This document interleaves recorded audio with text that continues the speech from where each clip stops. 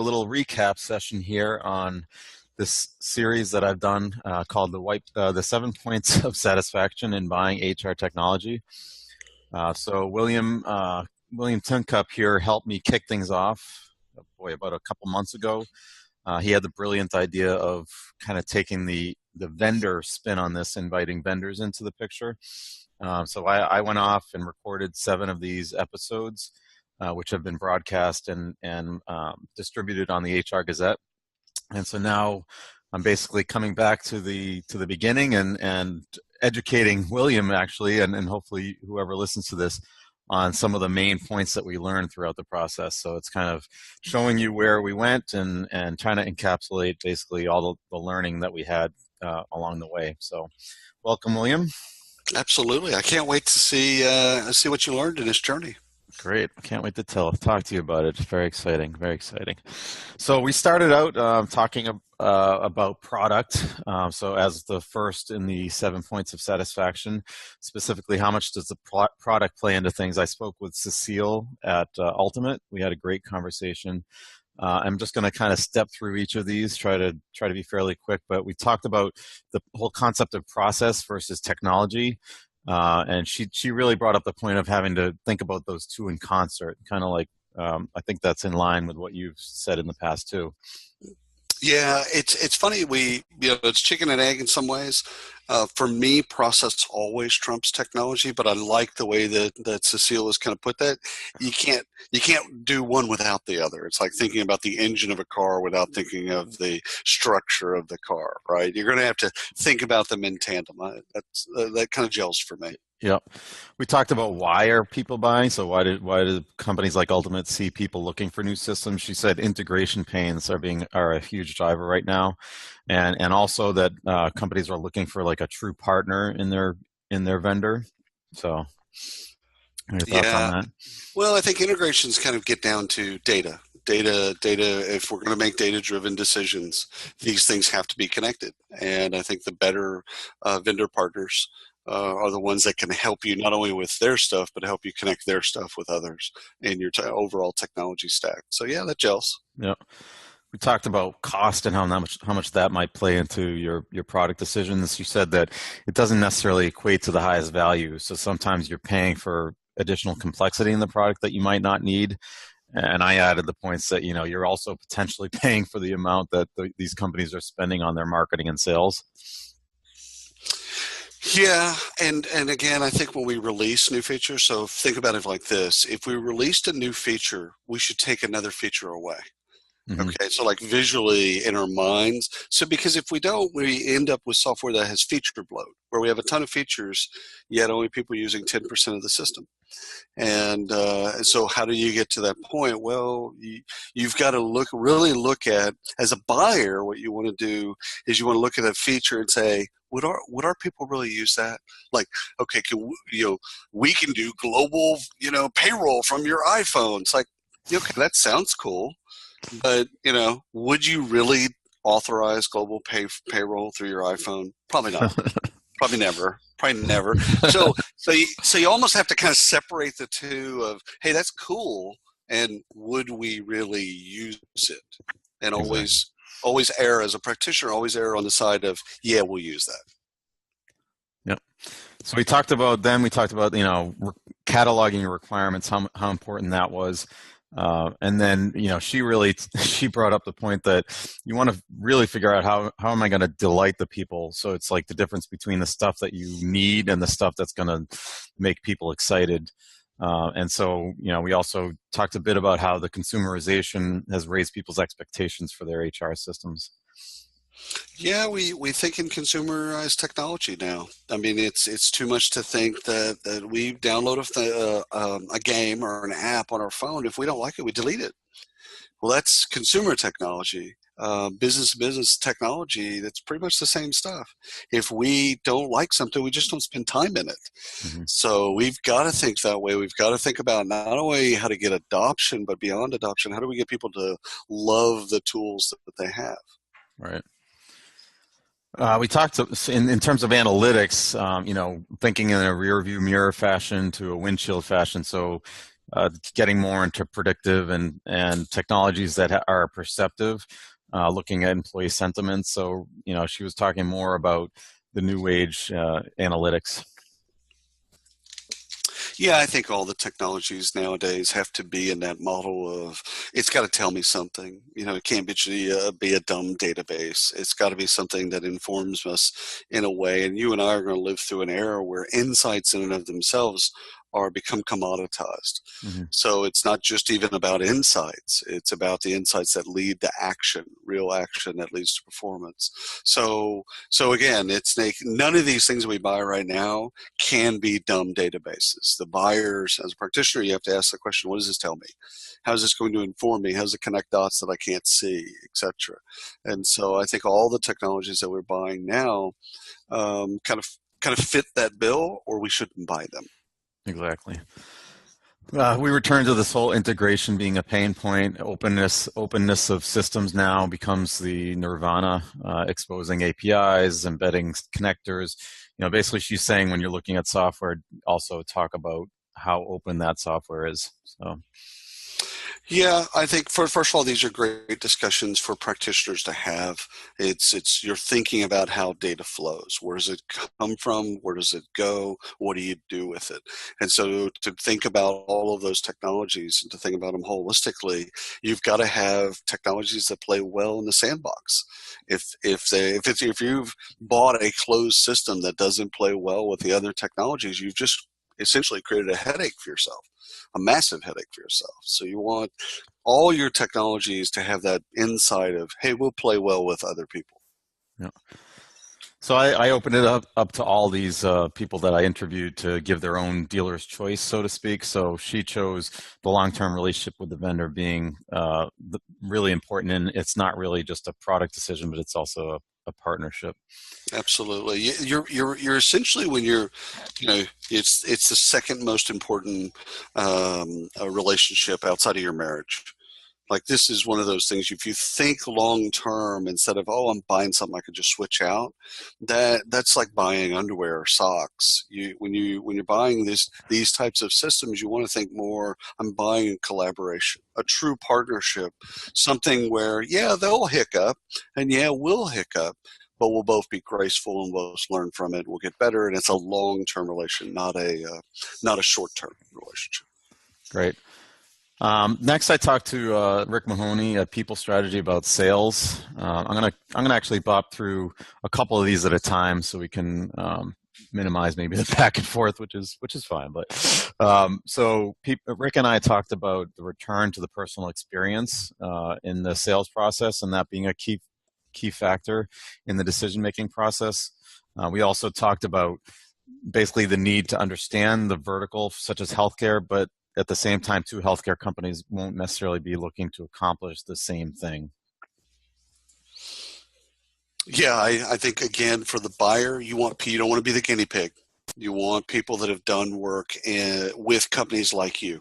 So it becomes kind of a frame of like me. If you're healthcare and you've got 5,000 employees, you want to ask the question of the salesperson, whom else have you done business with that's like me?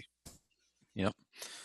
This whole topic of overselling, we've talked about that. Being able to say no, and know that not every product can do everything. So anytime you start seeing that, it's a warning sign to the buyer. And potentially baking in some of those costs to do extra things into the actual agreement is not necessarily a bad idea. No, not a bad idea either. It's if you want the salesperson to say yes all the time, you're part of the problem. So the thing is they have to say no, and in fact, them saying no tells you that they've got boundaries, and boundaries make for good neighbors. Fences make good for neighbors. So you want your salesperson to actually say no to you. Yep. We talked about the RFP and the demo process. So, in the RFP stage, he called it a necessary evil. I thought that was a funny moment. And we talked about how it's great as a first cut, but after that, you still need to be open to deviations in the process. So if you need to analyze or drill into a particular topic in more detail, then it shouldn't be a problem doing that. And then also just real quick that the demos process tends to be a two-stage process. so that you have that initial just overview type demo, and then building out a more comprehensive demo after the fact. Love that. And the more people you can get from your team to join those demos, the better. Good point. Yeah. We then address the caution about maybe, basically you move forward into a reference phase. So he suggested, you might want to look for references in a similar vertical, maybe those who have implemented the same types of modules that you'd be looking for, or, functionality. And then maybe somebody who just came out of the implementation phase as somebody to talk to during the sales process.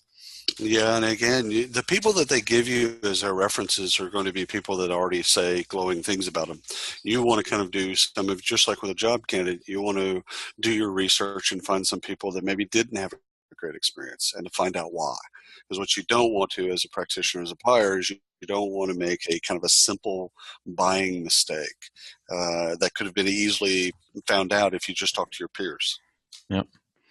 You're stealing my thunder for one of the later points.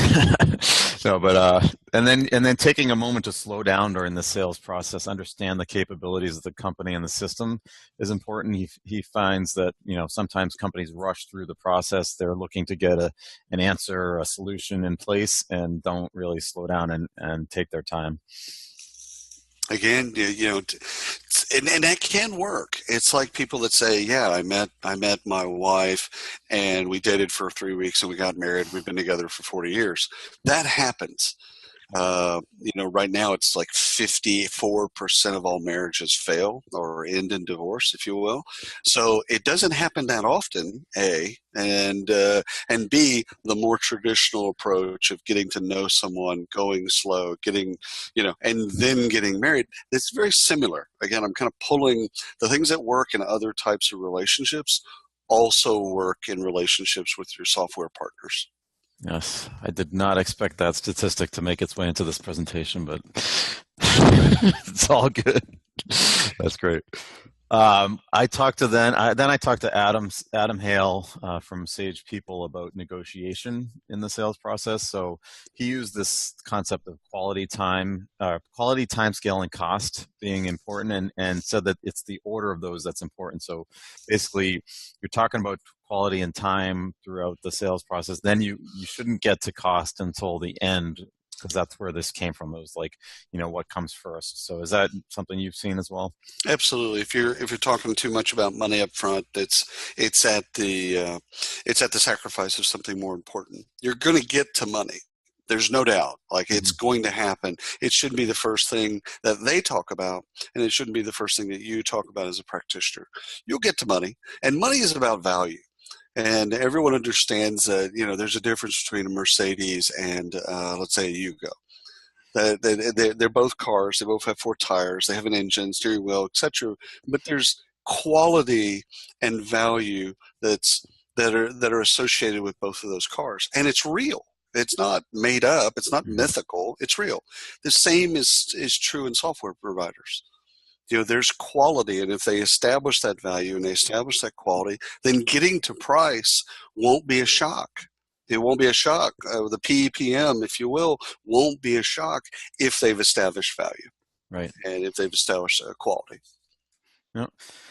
We talked, this whole theme of partnership came up with Adam and many other vendors that I spoke to. So success being tied to this partnership concept, and not just being day one, but 3 to 5 years down the road. So he added this additional point about the permission to be pushed on both sides. So allowing, basically, being able to be open and with the vendor, and the vendor to be open with the client about what they need from each side. And then one more thing we got into was like the clarity on the money side of things. So, in his example, they charge per employee per year as opposed to month. And then, so if you double the number of people, you pay double. Whereas with some organizations, it's something to watch out for is if they start trying to add stuff that you didn't know about, like if you want a new feature and that becomes an additional cost. That's right. I think it's important for practitioners to ask where and how you make money. In fact, I coach practitioners like, hey, we're all in business. No one's running a nonprofit here. You know, ask people directly, how do you make money? Like, what's your model? How do you make money? I assume you need to make money and you will make money, but how does the machine runneth, if you will? Mm-hmm. That's an important conversation. I don't mind people talking about how you make money very early in a conversation. That doesn't bother me. Getting down into the roots of, okay, we're $28 per employee per month versus $29, that's a little too soon at the beginning. I want to get there, but I don't mind if practitioners ask it's a structural question. You know, like when VMS software first came to market, there was about 9 different ways that VMSs came to market. You could buy the platform, they could give you the platform for free, and they could get a piece of every transaction. Like, I could keep going, but so it was really tricky for practitioners because I'd get to the very end of it and go, I didn't understand. I didn't know that we'd be buying it this way because there was no standard. So structurally, I don't mind the question of how you make money, where you make money, etc. But I don't want to get into the weeds of the details until there's been enough time that value's been created. Right. We had an interesting conversation about the end of the contract and how it's, you know, whose data is it? He was clear to point out it's not the vendor's data. You're talking about a CEO salary, performance data. That's the customer's data. So, you know, it's important to find out if they're going to work with you to transition data once you leave, making sure that the contract includes that. And then also we talked about implementations and in his case, their variable costs. One of the other vendors I spoke to, it was a fixed cost, but the common theme was that it's not necessarily a revenue or a profit generator, but more tied to the customer success. Mm-hmm. Yeah, and I think the important question for practitioners there is what happens when things go badly. Mm-hmm. So when if things were to happen and we were to part ways, what's the process? So just as important as it is on how they onboard you as a client is what's the process if we leave? You know, let's say we stop using it, we want to do something different. There's been we get acquired and now we have to become somebody else's client, etc. How does that process roll down? Like, walk me through that. Tell me how that works. Let's make sure that we all understand what would happen. How do you roll down? How does a contract? How does it go into renewal? Like, just it's important. Again, it's really important. You want to just kind of. It's better to talk about it than to leave things to shock and awe. Yep. Like, just talk about it. Like, oh, we have an automatic renewal. 90 days out, if you don't notify us, it automatically renews. Okay, cool. Now I know. Yep. So I'd rather practitioners talk about it than to be surprised. Exactly. So this was a funny one. I asked Adam about last minute surprises in the negotiation process. He said that they tend to be the last minute surprise, meaning companies are close to signing with a particular vendor, and then they find out that other software like Sage People exists, and then they go back to using them as a plausible solution. So it was one of the funnier moments in the whole series that I found. I don't know how much of a learning moment it was, but it was amusing. So, and then last, when I asked him about what his basically dealer's choice would be, he revisited that whole concept of the multi-year partnership and the permission to be pushed. He had said a couple times that including stakeholders in the negotiation process is important. I think that's something I don't see happen very often, and it could be a reason why they sometimes fall apart. So I think that might be an important discovery in this whole conversation. Very nice. Yep. Yeah. Yep. Next, I spoke to Pam Glick at SyncHR about implementation, which is something that my team spends a lot of time working on. So this was a fun conversation. We talked about when you bring in the implementation team into the process. She said making sure that happens early to make sure that you have the right fit, and so that they're comfortable with the individuals in the process. That doesn't always happen. So that was a nice way of putting it. Yeah, I think most of the implementation for me comes down to chemistry, because as I studied it with John Sumser year before last, one of the things we learned is there's always an inevitable disaster. There's always something as the unforeseen, Don Rumsfeld's unknown unknowns. Mm-hmm. It happens in every implementation multiple times in some cases. And so a lot of it kind of comes down to the characters involved, like how do we react? And where character is born is through adversity. So you want to be, I actually tell practitioners to meet those people in the buying process. So my advice to practitioners is that it's in your best interest to meet as many of those people, the leaders, whomever, your POC. Just, you want to be able to meet them before you sign the contract, if possible, because then you can suss out, yeah, I don't like this person. Or, yeah, this person's going to have my back. We're both from Boston. This is going to be easy. Like that. You want to get that stuff nailed down. Pam's absolutely right. Yep. We talked a little bit about how the implementation kicks off, and she suggested it starts with data, but then it goes into more of an agile approach. So the quicker you can get the customer into the system and get them to start using it, it's going to be more productive. Otherwise, it's like you're trying to push through the process and they still haven't figured out how the system works. So that was Pam's an engineer, so of course she would start with data. I actually don't think it's about data, so I'm going to go the other direction. I think it's about emotion. I think you have to create an event and to make it fun and have cake and champagne and confetti and like make it a bit and bring in a bunch of gear and have fun and get people emotionally connected, and then start talking about how plumbing is tied to plumbing, electricity is tied to electricity, and how data goes back and forth.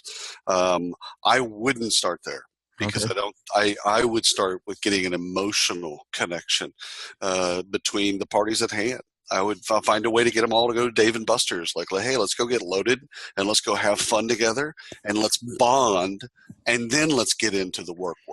But I understand that the world's bigger than just, one way or another. It would probably be situationally based on the teams at hand. Yep.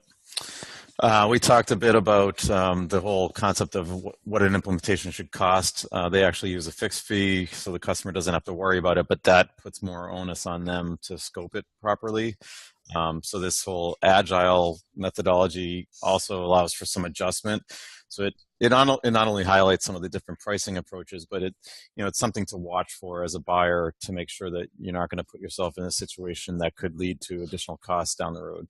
Yeah, at the end of the day, it's got to be fair. But fair for both parties. And so if you come in and you bid the implementation low and you've got a variable price model after that, that's not necessarily fair. Also, if you bid it in a certain way, and then the practitioner changes a bunch of things, and those changes result in a lot of work, well, that's not fair either. So as long as it's fair, and at the end of the day, that's the communication. It's like, listen, we can do this implementation, fixed fee, $20,000. Now, here's the assumptions we're making in that $20,000. We're assuming that your data looks like this. We're assuming that we'll be able to get it by this date. Let's just talk about the assumptions. And if those assumptions change, then usually what that is those are the drivers for price change. Yeah. And if people know that, the practitioners know that, like, oh, okay, if you don't get the data on time, then you can't do this, this, and this. Okay, we gave it to you 90 days late. Okay. Yeah, then we understand that the price change, we were the ones that drove that up. Okay. Yeah. We talked about the change management being part of the implementation. She said that it should be definitely part of that, and she would, she advocates for the vendor working with their customers to define that change management strategy. We also covered success and measuring the success of implementation, and so she mentioned that defining those pain points should be, I'm sorry, the objectives and the pain points should be identified during the sales process so that you can tie that to the implementation success. And so basically circle back to those pain points later on, even, years after the implementation is complete. Yeah. Yeah. The only thing I'd add there is just, constant communication and constant training, which I know we're going to get to. But You essentially change management, it's never done. Mhm. And no one wants to hear that. But the truth is you're constantly going to be changing, because it's not just the initial implementation. 6 months later, when the new revision or new additions come out to the product, you're also going to be changing. So change management, if we looked at it as kind of a static one and done, like I got my bachelor's degree, check, done, that change management doesn't operate that way. It is a constant, fluid, relentless, and never-ending bit. Yeah. It really is one of these things that's formidable, and if you get the mindset of it's formidable all the time, then it's okay. Yeah. And then, on that same topic, failure, one of the points she made for avoiding failure is a strong PM that works closely with the customer. And I'd say even a customer side PM is vital to the success, so that failure happens. And actually, this circles back to the whole type of references you should ask for. You should actually ask for less successful references. That came out as part of that conversation. That's good. That's solid advice. Yeah. Her dealer's choice was to make sure that the scope and expectations were you pay enough attention to those, because they're critical. Making sure that the transition from sales to implementation is clean, and to try to minimize surprises. Yep. That's, again, no shock at all. No. I then proceeded to Deborah O'Connell at Kronos to talk about training and where that fits into the buying process. So, as far as when you begin to think about training, she said when you're signing the contract, and even throughout the whole process, you're choosing is to make an impact on your business. So, training has to be a big part of that.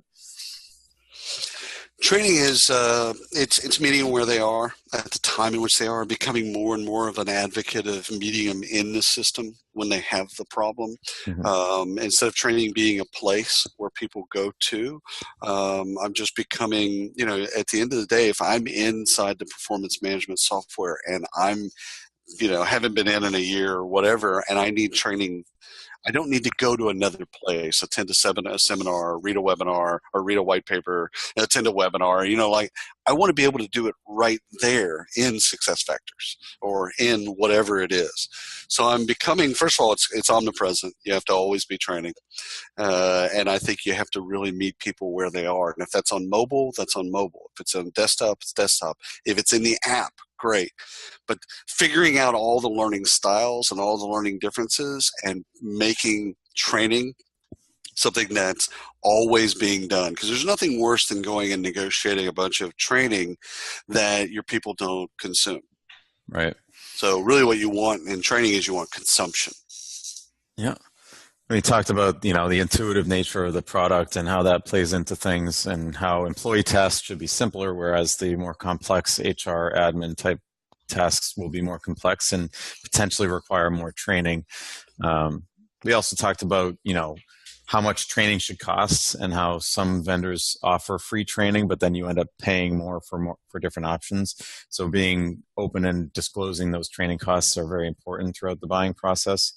Yeah, I've got two things. First of all, I believe strongly that training should be free. It should be a part of what you do as a software company. It should be bundled into the pricing. I've been on record of saying that, and a lot of people hate me because of that. But I don't believe that training should be separate, and I don't think that you should charge for it. It's counterintuitive, but play it out like this. If I charge you to train, you'll then say that you don't need it. And then you won't consume the product. And then when renewals come around, you'll wonder why we haven't consumed the product. Training is the responsibility of the software company, and it's a part of what they do. It's not separate. We created a long time ago, we created a separate profit center out of training, and that's actually, in a SaaS model, that's actually working against us. So that's one thing. Two, when software companies talk about intuitive software, what they're doing is lying to you. So don't believe anyone that says intuitive software. Okay, it's still change.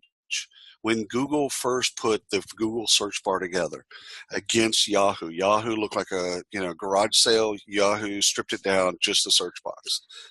They still had to train people how to use it. So underneath all that is there was the old way, and now there's a new way. Intuitive software does not solve what? It is a cop-out by software manufacturers to say, our software is intuitive. No, it's not.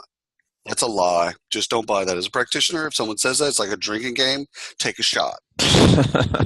Don't believe any software company that says their software is intuitive. Because guess what? If it's so intuitive, then just let me log in and use it. Then Yeah. you'll then find out how not intuitive it is. It seems like the topic of training may need some more exploration or potentially debate between you and either vendors or Sure. you know, Sure. Happy to bring it on. Yes. We talked about the different types of learning. You actually already alluded to that. Right. You know, more self-paced content, virtual classrooms, videos, hands-on. Basically, we need to keep learners engaged, and she backed that up, and those should be critical asks during the sales process. Totally agree. Yeah. Good. I'm glad you agree on one thing on this slide. We have then also, going back to what vendors are offering, they can offer ranges of services from editable content to consulting to customized training. But the word selling is in that one, so I'm assuming that that's not exactly your cup of tea. No. And again, if someone buys training, that's them. I'm suggesting to practitioners that if you buy training for software that you're also buying, then that's just not. I don't believe in that. I don't believe in that concept. But I do understand why it's there. Yeah. We talk about the ongoing adoption, and that's going to be one of the ones that we'll get to here shortly. But customers think about training just as it relates to rollout, and not really the ongoing need for training. So definitely asking the vendor how they accommodate that ongoing training is key. Great question. And again, that gets back to release cycle. Some of these vendors that we know are releasing on a monthly basis. So, okay, every time a software company releases, that's change. And change equals training. Yeah. Her dealer's choice was making sure that you have the overall change management approach for the users to put that product training into context, basically. So, that was just returning to that same concept. Mm-hmm. Good stuff. Yeah. Moved on to Dave Weisbeck at Visier to talk about support. So, again, how much should support factor into the buying decision? He said it should be one of the top considerations because it's going to impact your costs and therefore your return on investment. I totally agree. And I think most people would buy a premium support if it was tiered like that. I think most people would love to have an option 24/7, 30-minute response time, all that crazy stuff. They'll buy that. And I would buy that. If it's like, think of it like this: if this is a mission critical application, and we've made the decision that this is mission critical, then why would we go cheap on support? Right. Well put. We talked about the whole what's a change, what's customizing the software or making changes to it. So he was mentioning that the ideas and requests that come in are going to be greater than the vendor's ability to serve them. So those need to be prioritized, and really having the customers participate collectively is key. That was a main concept in this overall support bucket, was customers participating in the process. Right. No, totally. I couldn't agree more. Yeah.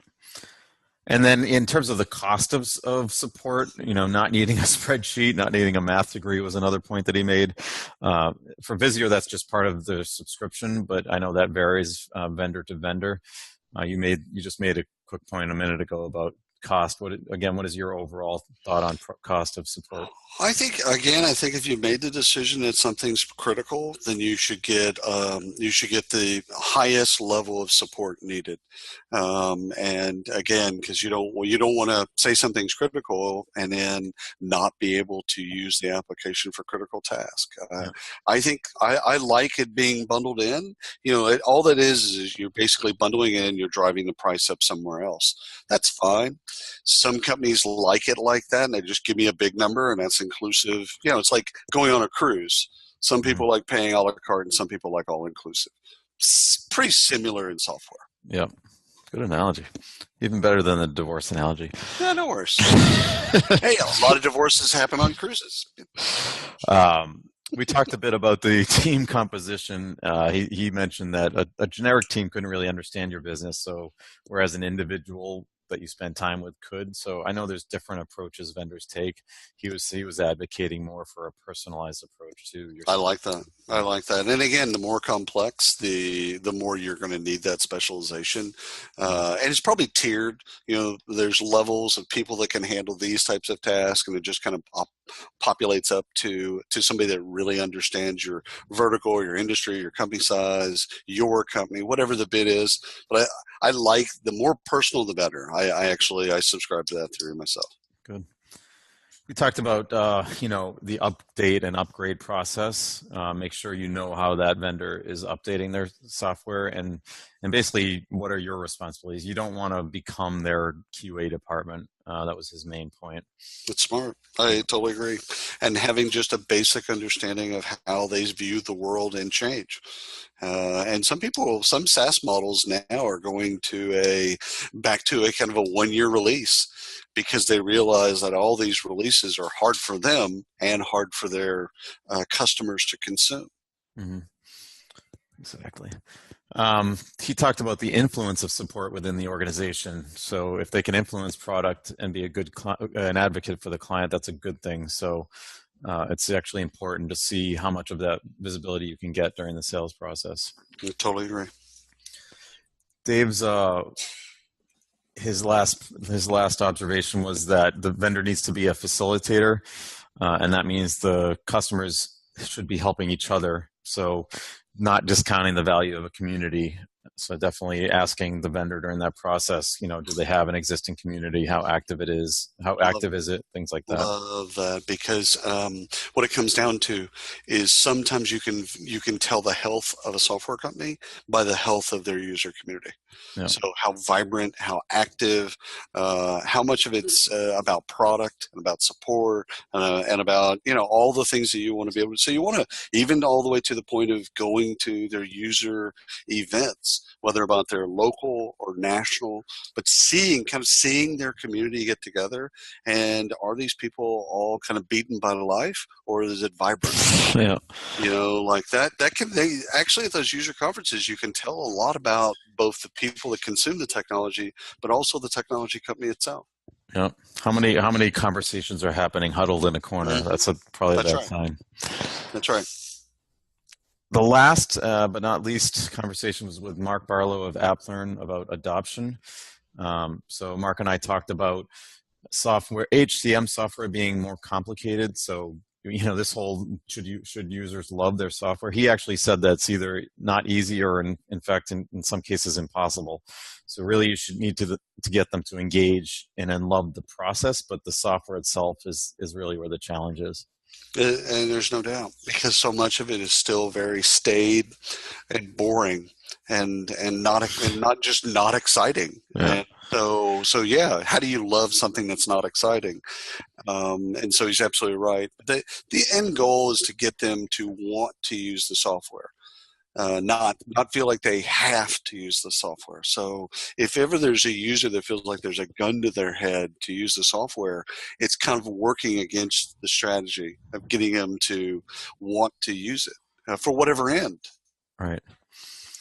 The next couple of points are really about measurement. That was a main point that Mark had. He was talking about you need to measure the adoption. Without that data, you're just shooting in the dark if you're trying to make any sort of change.